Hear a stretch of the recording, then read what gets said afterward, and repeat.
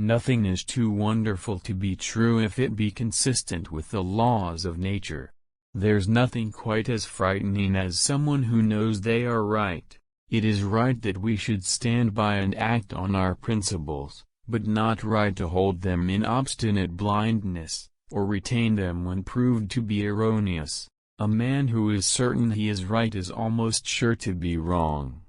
Shall we educate ourselves in what is known, and then casting away all we have acquired, turn to ignorance afraid to guide us among the unknown?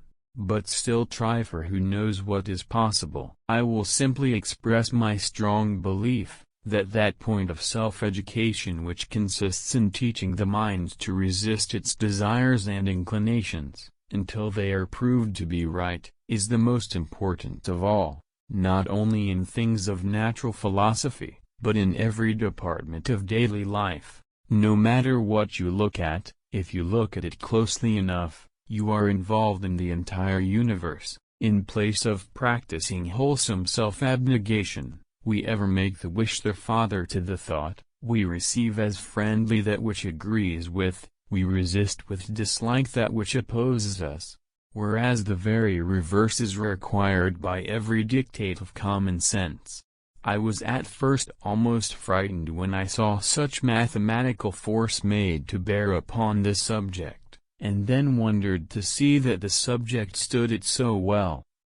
Bacon in his instruction tells us that the scientific student ought not to be as the ant, who gathers merely, nor as the spider who spins from her own bowels, but rather as the bee who both gathers and produces.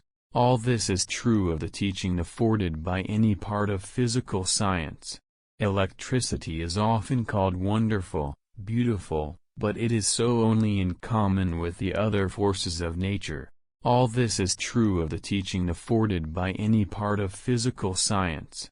Electricity is often called wonderful, beautiful, but it is so only in common with the other forces of nature.